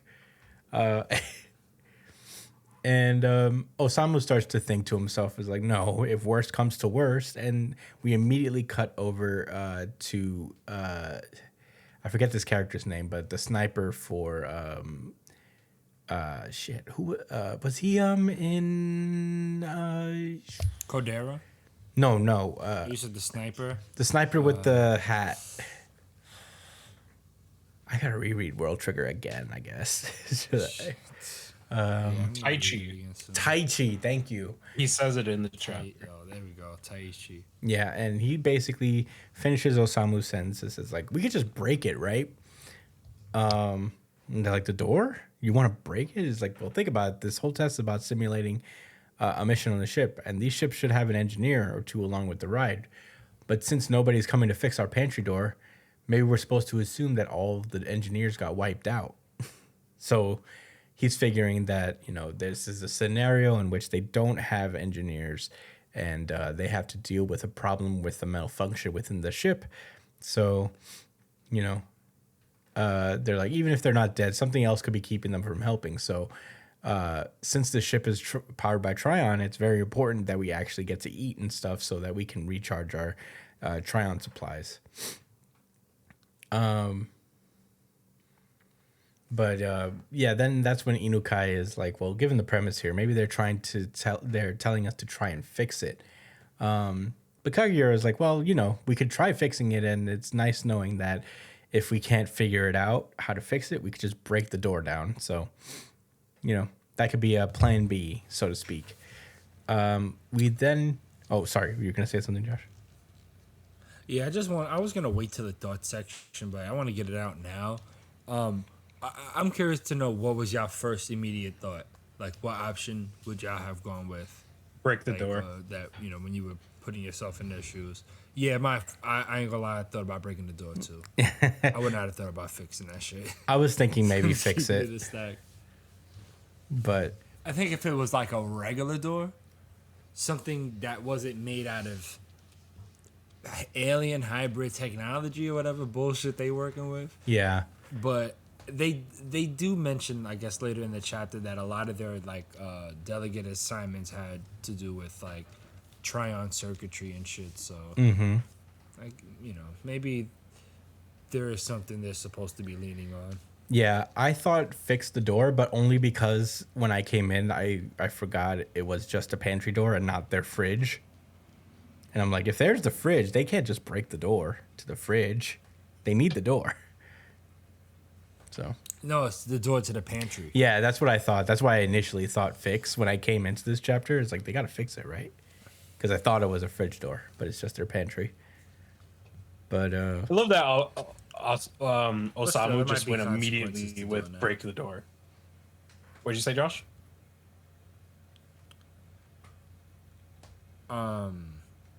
No, I said there's still. I'm sure this. There were still consequences to breaking the door theoretically. Mm-hmm. As they're gonna explain later in the chapter. yeah. Well, Osamu said this is like a plan B for him. It's like if worst comes to worst, they're gonna break down the door if they can't figure out how to fix it. But in any case, we cut back to OG squad, and the OG is pretty confident that he could fix the door. And he's like, well, give me an hour, and if that doesn't work, we'll figure out another approach. So everybody kind of feels bad that they're like, we always leave the brainy stuff to OG, and we can't really contribute. But Ikoma's like, well, don't feel bad. Nah, don't feel bad. Like OG said, we're better off showcasing our actual strengths. As long as we put our best into heart into what we're best at, that should be good enough. So, gotta love Ikoma. And he's like, besides, the combat phase is coming, and that's when I'll prove my shit. He breaks the fourth wall. Yeah, he literally turns to us. He's like, I sure hope it works out that way, please. That was a funny moment. Murakami squad figures that they're going to fix the door. So, they're going to try to figure it out together because they remember that they were working on circuit diagrams during the exams. So, yeah, it'll be that they've decided mostly to fix the door. We cut to Kuruma squad where Yuba is already just taking a picture of the circuitry because if they're going to go start messing around with it, they might as well take a picture so they knew what it looked like before they started messing with it, which was a smart idea. Yuba is pretty confident in his ability to fix it because it looks just like the stuff in the reference documents. So, he's pretty good with repairing it. We then cut to back in the monitor room where everybody's commenting on how nobody is even remotely flustered by this. Every squad seems to have found their solution pretty quickly. They've broken down the teams into their respective groups, based on their solutions. There's 3 people on the team, just break it down immediately. Team break it down if necessary, and team try to fix it. Most squads, the majority of the squads are in team try to fix it. Suwa squad is in break it down immediately. And they reveal that actually fixing the door is the right answer and would probably earn them more points. So they're like, has Osamu lost his touch? I mean, what the hell? And what's her name? Usami, I want to say, the Tamakoma operator. She says that rather than waste. Yes, Usami. Yes, nailed it. She said, rather than waste precious time repairing the door, why not have dinner sooner and just break down the door? It's just a time-saving measure. And she even asked Konami, it's just like, hey, would you try to fix it? And Konami's like, nah, I'd probably break it if I tried to fix it. So, he says, out of everyone he said, out of everybody who opted to repair the doors, the one that'll come out ahead are likely Yuba and Arafune. So, the higher ups are most likely to reward those who take into account of the aftermath of the repair job, because both Arafune and Yuba took pictures of the circuitry, in advance. So yeah, Hughes also opted and tried not to fix it because he's not used to these tools, is what they comment on. And yeah, they continue to kind of like talk about it. Wait, you can see him talking shit in the text. I didn't even notice that. Meeting technology is utterly primitive. Yeah, I didn't even notice that the first time. I was wondering what that was saying before. I never actually paid attention till now. Yeah, I swear, meeting technology is utterly primitive. Is something over in Canada. It's very funny. Yeah, but basically, she's like, since Hughes crushed the Tryon related problems, and Yuma probably did well in that section too. And it turns out Yuma did not do as good as Hughes, but he did make decent headway. So, it's just like a lot of breaking down the individual score breakdowns for each player in each team. The A rankers really seem to like Yuma. They gave him a lot of points, and the most points on his squad. He was central because he was central to his squad's battle sim operation, and he's been making a concentrated effort to help Shiki and stuff. So that's nice. Oh, Shiki is actually Nasu's operator. So that's kind of she's scared of boys. Yeah. They all going through an arc except for the broccoli haired dude, the other broccoli haired dude, not the super smart. Oh, Murakami? Oh no, not Murakami. Mizukami? What was his name again? Mizukami is the broccoli headed guy. They barely show him. They barely showed him at all. I don't even think he was on this away mission actually. I mean, I don't think he's got selected for this mission. But anyway, we speak of the devil. We do cut back to Yuma, and he asks Sayoko, the operator for Nasu Squad, why she has a hard time talking to boys. And she's like, I'm not sure. I don't really have a reason why, but it did all start with that. And she's like, but then I'd have to explain this other thing. And Yuma's like, well, don't worry about it. I'm not trying to dredge anything up. And Sayoko actually has finds the courage to ask both Yuma and this kid, I forget his name. I know he's part of a Kakizaki squad. Where isn't he their sniper? Sniper. He's a gunner. I remember him being a gunner or an all-rounder or something.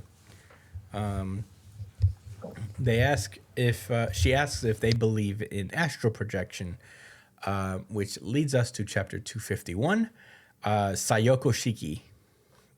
Wait, she starts talking to them in the Tryon mind, right? Yeah, she's basically using the comms in their Tryon bodies to talk to them, which is basically like telepathy. Sorry. Also, his name is Kotaru Tomoe. Gotcha. Oh, right, Tomoe. Tomoe asks, by astral projection, do you mean having your soul leave your body? And she's like, well, not my entire soul exactly. She explains that when she covers one eye, she's seeing out of her right eye, and that's the only part of her that she's moving around. So the way she pictures it is that, like, when she covers her right eye, it feels like only her right eye has left her body, and it can move around wherever she wants. And she's like, do you know what that sensation feels like? And she uses it to demonstrate. She says, right now, Utagawa is cutting some carrots, and Urashima is stir-frying chicken. And Tomoe asks if her ghost can move through walls and stuff. And she's like, well, no, it can't pass through walls or fly up into the air. Plus, it moves quite slowly and can't affect other objects. Not to mention, it can't... What a lame ghost. It can't squeeze through any space narrower than her head. But she's like, it must sound too crazy to believe, huh? You must doubt me. And Yuma's like, no, I know exactly what this is. I believe you. This makes absolute sense. But Yuma asks, what's your astral projection got to do with the other thing? And she explains that, like, when she was a kid, she would try to explain this power to her classmates, and they would think she's a liar as a result. But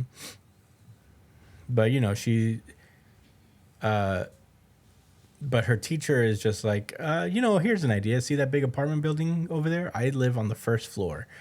Here's what you'll do. Tonight, around 8, make your ghost travel from your house and spy on me at home. Then the question is, what am I having for dinner? And she's like, okay. So she does that. She basically projects her body or her eye all the way over to this guy, to her teacher's apartment as he's, taking a picture of his dinner that night so that he can prove that, to her classmates that, hey, she's not saying the truth. She's not lying. Wasn't that a weird ass request? They could have just did that shit at school. Yeah, they could have done something different. I just gotta say that. Why would you? I thought that was creepy as hell. That's where my mind was going because she has. Okay, so here's why. Her issue with male figures. I think he didn't actually believe her. Because he says, he's taking the picture so that she can show him, he could show her what he ate beforehand, and so that it could seem like she's telling the truth. So he doesn't believe that she could actually do this. He's just like trying to do her a favor. He planned that from the jump. Yeah, so he could like take a picture of the food, and he's like, "This is what I had for dinner," so that when I ask you, you can say it's this. He didn't actually think that she could do that, but surprise, surprise, she can actually do that. And as we cut over to the next morning, and then he says, so last night for what I had for dinner, and then she cuts him off and says spaghetti. And he's kind of shocked. He's like, what's this all about? He's like, don't worry about it. He's like, wow, you actually have a talent for good guesses. Go on, what kind of spaghetti? And she said, with tomato sauce. You ate it with your wife, that lady with the long hair. And he's like, huh? And then we cut back to the present where Shiki explains that the woman that he was eating dinner with was in fact not his wife. His wife was apparently very pregnant, so she was staying with her parents. And he was cheating on her, the dirty fucking cheater. And when he realized that, he basically confronted her. He's like, you must never tell those sorts of silly lies. You got that? He literally just like pulled up to this girl. It was like vaguely threatening her in a sense. And not long after, he ended up being transferred to another school. And ever since then, whenever she talks, she's just like worried that she'll say something weird, and and just like put people off. And she seems to have an especially hard time with men who are older than her. So she's just like, I probably sound like crazy or something. This is probably coming off really bizarre. And Tomoe assures her, is like, no, you didn't do anything wrong. You just got dragged into someone else's scandal. And she's like, yeah, for sure. And Yuma explains that, like, hey, your side effect sounds super handy. And Tomoe's like, side effect? And, obviously we know what a side effect is. It's just these, like, hypersensory powers that exist in this universe. It's never usually anything crazy. It's just kind of like a sensory thing, like Yuma's lie detector, Kikuchihara's enhanced hearing, and the sleep learning from Murakami. I almost said Mizukami. So Yuma explains that even among side effects, this sounds like a really rare one. And he says what's really going on is that you're extending a thin strand of Tryon along the ground, and the tip of it can detect light without any external equipment. So that's how she's able to see using her Tryon, which is really cool if she can develop it into something better. And Yuma asks if she has told anybody about this, but she only explains that Nasu's squad is the only people who know, and now obviously Yuma and Tomoe know. And yeah, she's like, and Yuma basically says, hey, if I were you, I would tell the big bosses. I mean, they'd probably appreciate the new options that it would give them, and it would really come in handy on defense missions. So, yeah, Yuma was able to help out. It was kind of nice. We then cut to Shiki remembering telling Akane about this, and she had a really positive reaction. She was like, "Whoa, this is the coolest thing of all time. I want to astral project too." And Shiki thinks to herself like, maybe I should, tell people, basically. And Kodera, we cut back to Kodera Squad, and they actually managed to fix the pantry door. Yay for them. So Yeah. that's very cool. Fucking tryhards. Goody two shoes, actually doing the test right.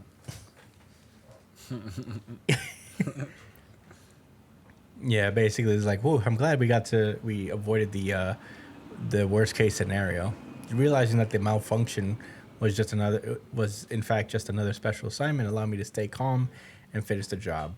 So, confirming it with Suwa made it seem, help them out greatly, not lose their shit.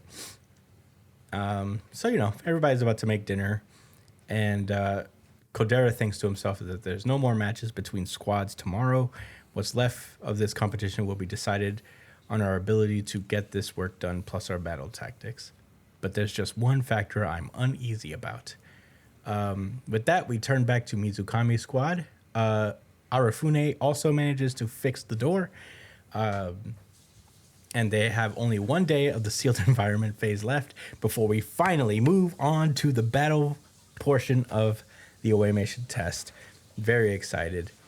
Mizukami squad has a 600-point lead over the second place squad and a 1,000-point lead over the third place. So, they're basically saying that, like, hey, I think we pretty much got this made. So their thinking is like, well, let's not be too crazy. I mean, so Wakamura's squad did close the gap by almost 800 points today, so they're not entirely out of the woods yet. So they're like, oh, there doesn't seem to be any funny business with the sim score. So process elimination leaves the delegated assignments, and they're figuring that maybe after they really did some extra time doing the delegated assignments that boosted their scores up, and they're asking like, how? I mean, you could only do that during labor hours. And that's when Mizukami is like, well, you could just take pics of the screenshots of the homework and the homework questions, and then just do it and submit them immediately. So the Mizukami is worried that somebody will be able to close the gap in the last day, so they gotta be a little crazy. They gotta be a little more careful about stuff. But he's not particularly worried about Wakamura's squad. And as they sit to eat, the chapter ends with Mizukami saying that he would like to run an idea over by his team, which is a big development, seeing as how he was operating entirely independently of his team at the start of the exam. So I'm very excited to see how this develops, but that was World Trigger chapters 250 and 251. Josh, what did you think about them?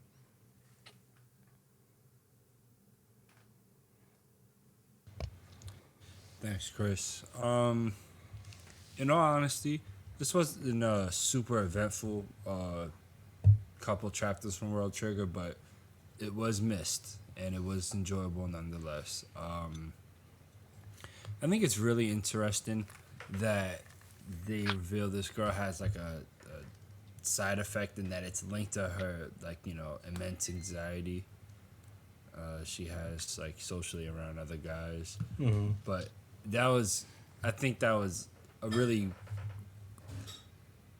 it was a creative way of showing of kind of fleshing out a character while also kind of making a point about how people can develop in certain ways based on early childhood experiences. It wasn't preachy or anything about that. It was just something that made a lot of sense that I think people could relate to, even if they've never really thought about those kind of things or reflected on that. Anyway, I didn't love the door situation. Yeah. But before I go in about, before I give more comments about that, I'm gonna keep it a stack with you. If I was put in that situation realistically, I probably would have wasted a couple hours just mulling over, like, do I break it or try to fix it? And ultimately, I might have leaned towards fixing it because I thought, that would be the right thing to do. But I think at the end of the day, I would probably be worried about messing it up, like, or like wasting time trying to fix it and not know what I'm doing anyway. So I think eventually I would have broke it. But man, the way all of these teens resolved so fast to like what their solution was gonna be, and like I'm glad the Tamakoma member made a comment about that, because that's not regular. Yeah, especially for majority of them being so young. It's intense, but it's not like these are regular children. They're not. They've been part of a military and have been under training for months and a few years. Based on some agents. So it's not like it doesn't make sense. I just thought it was funny. But yeah, I don't know. I thought in my opinion, the door situation felt like filler. Unless it comes back in some type of crazy way, because I don't know. I don't see what this led to. It's not like the door situation led to Kuma or Yuma. It's been a while. It didn't lead. That didn't force Yuma to end up talking to the girl about her anxieties or whatever. That was just a spur of the moment conversation. Which, by the way, was hilarious. The way he just upright and like asked her, like, "Yo, so what's your problem with guys? What's your fucking problem, dude?" Yeah. Why are you so nervous talking to dudes? I think it was handled really well, like always. It's nothing new. Yeah, those are my thoughts. Brian, what did you think? This was a pretty I really liked. I gotta say, it's really fucking lucky that Kuga ended up being on this girl's team, because of anybody who could possibly like have heard her story and kind of verified it, it's the guy whose side effect is literally can tell if you're lying. Yeah. Like, that must have brought her so much comfort to have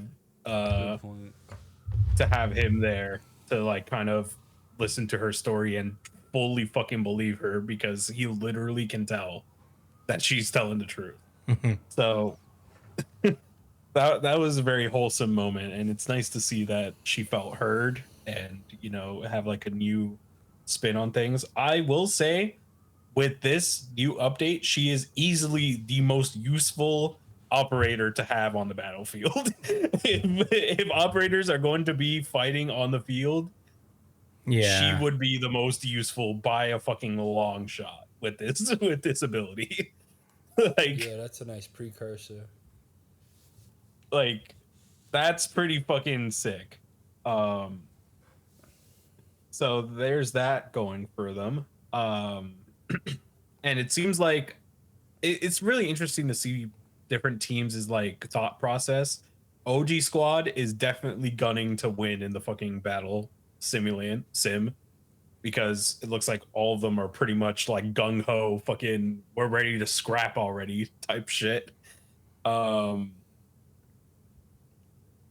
I wonder what the fuck is going on with Wakamura Squad, because like they have just been actually killing it and nobody is saying anything, and it's pissing me off. Well, like Mizukami Squad acknowledged it, that they're like, but they didn't give a fuck. He didn't give a fuck. He's just like, Yeah, I don't care about Wakamura Squad. Yeah, you're the only one. I want to know what's going on in Wakamura Squad. Like, even the people like rating what's going on, like nobody's saying, "Damn, Wakamura Squad is going fucking insane with points right now." Is Yeah. anybody going to talk about this? Yeah, true. Like, ever since that conversation, like that team has absolutely fucking skyrocketed, and I'm really hoping that Wakamura didn't offload leadership to Hughes. I'm really really hoping that's not what happened. Because that would be really disappointing for the character, in my opinion. But yeah, this was a pretty interesting set of chapters. I am so ready to move on from this segment. I've been ready for a while. After rereading the series, I got it a little bit more, but yeah, we're at the point where even the characters are kind of like, all right, let's wrap this shit up. But yeah, those are my thoughts on World Trigger. Yeah. Chris? I really like these chapters a lot. I mostly because I did find the door situation actually kind of it gave some variety to to the away mission. A lot of it has just been sitting down, doing homework, doing the battle sims, and I thought this was a good way to close out the this part of the exam. It's obviously not entirely over yet, but you know, I think this is a good way to kick it off, like this kind of last stretch of chapters with this part. And I liked everybody's like response. I liked that everybody was just like pretty much immediate. Like, I mean, there are only two options: you either break it or you fix it. You know, so. And these kids are highly decisive already, so they were already all they really had to do was just pick one. But you know, it really was just what really came down to it is depending on the people in each squad and their confidence that they could actually fix it. Anybody who said that they would break it is that literally just like they didn't know how to fix it and they didn't feel confident that they could, so they just went to the idea of breaking it because it's better than wasting time and trying to figure it out, because they do have to eat in order to replenish their Tryon. So I think it was cool to see. I thought it was like a good way to end it. This sudden character development for Shiki was very cool. I feel like this arc has been full of this kind of stuff where you would get like a tertiary character that suddenly has like some kind of depth to them. And I feel like this is what this arc has been particularly good for. It's just, you know, this is just such a massive cast of characters, and this is a good way to just continually give, like, you know, these background characters a little more depth and foreshadow their importance going into the series, as these away mission tests are going to somewhat shrink the cast to a degree. So it's going to be so sad. Yeah. That we're not going to see some of these characters for a very, very long time. Yeah. I mean, I could see them cutting back and forth between the away mission and what's going on in the real world. I could see like some kind of invasion arc from other places happening. Oh, yeah, that'd be so while everybody's gone. But we'll Without a doubt. yeah. But either way, I'm getting ahead of myself. I thought these chapters were really cool and a nice change of pace. And yeah, I'm excited to see the last day. I'm also very excited to move on from this part of the test. As much as I did enjoy it, it's tough to do with World Trigger being somewhat irregular, to be in a slow moving arc like this, you know, because there's a lot of information that gets forgotten, especially sometimes the series takes like 2 months off. But yeah, that's really all I got to say about World Trigger. It's so good. And these two chapters were no exception. Very into it. Do we have any rebuttals? Anything to say remaining? No, sir. Yeah, I hope we get another chapter next month. Hell yeah. That then was World Trigger, and that has been our show. Thank you guys so much for listening. As per usual, you could find me at the Chris Espinal on Twitter and Instagram, at JDCole_37 on Instagram, at New Jump City Josh on Twitter. Brian is at b.esp on Twitter and Instagram. Follow the show at all these social media platforms at New Jump City. Email the show at newjumpcitypod@gmail.com with any questions, suggestions, anything you guys want us to talk about. And we'll talk about it in our pre-show chat show that we do every week, or as many weeks as we can, time permitting. We did one this week, so look forward to that. But yeah, send us some questions or comment under the YouTube video that you're currently watching. We read everything, so comment your thoughts on the chapters, even what you guys thought about the show, about the chapters, whatever. And let us know what you think. Subscribe while you're at it. Subscribe to us wherever you listen to podcasts, whether that's iTunes, Spotify. We're on YouTube, obviously. Like, share, subscribe, all that stuff. And we will see you guys next week. Stay safe, New Jump citizens. Peace. Vroom, vroom.